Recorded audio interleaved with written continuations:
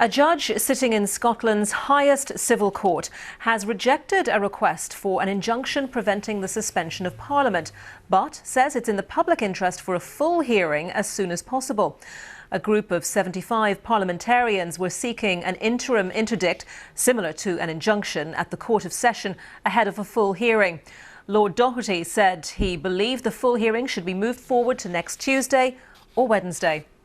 Well, let's go to our correspondent Lorna Gordon, who's in Edinburgh for us. So, Lorna, just explain exactly what this means, what the significance of it is. Well, in effect, I think we're in a holding pattern at the moment. The judge declined to grant that emergency injunction. He said he wants to hear the full arguments set out. They did, in the end, settle on a date, that full hearing, which was originally scheduled for next Friday, because, of course, the moves to bring this case to court have been in the offing for some time. The petitioners started this court action back in July, anticipating, they said, that the government would seek to prorogue Parliament. So the original discussions were that it might be, it was originally set for Friday. The original discussions in there were that it would get moved forward to Tuesday or Wednesday. And at the end of the hearing, a decision was made that it would, in fact, take place next Tuesday. The judge, Lord Doherty, said it was in the interests of justice and in the public interest that it proceeds sooner rather than later.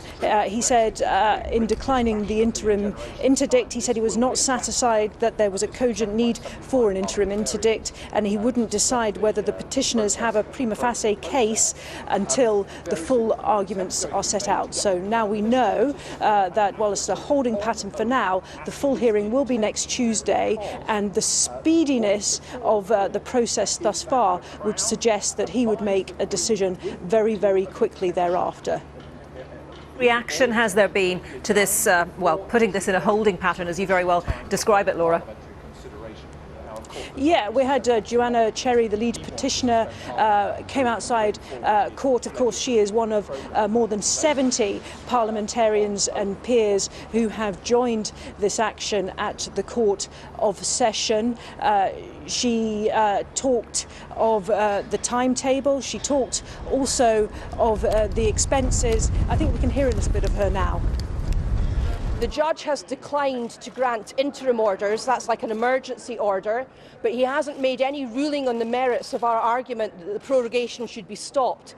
He wants to hear further and full argument on Tuesday morning here at the Court of Session before making a decision. And so I see that as a victory for us. He has said there's no urgency over the weekend because, of course, the order that came from Balmoral on Wednesday says that Parliament cannot be prorogued before the 9th of September, which is a week on Monday. But he's going to hear the full arguments as to whether or not that prorogation should proceed on Tuesday of next week. And he's found the expenses of this hearing to be expenses in the cause, which means that the ultimate victor will get the expenses of it. Well, interestingly, Joanna also pointed out that she has given the court a sworn affidavit talking about how she believes there is not enough time for Parliament to properly scrutinise what is going on ahead of exit day. We heard the lawyer for the petitioners in court invite the Prime Minister to hand in a sworn affidavit as well. That was acknowledged by the government lawyer, although not necessarily accepted. Of course, it's not up to the petitioners whether or not the Prime Minister submits a sworn affidavit. What we don't know at this point is whether, if he chooses not to, whether they might request that the judge compels him to. Of course, that will ultimately be in the judge's gift, his decision whether or not he does it. But, you know, yesterday in court, it was said that this case was unprecedented. And I certainly think from what happened here in that short 20-minute or so hearing just a short while ago, you really do get the feeling that we really are in uncharted territory when it comes to the courts. OK, Lorna, thank you very much for that. Lorna Gordon in Edinburgh.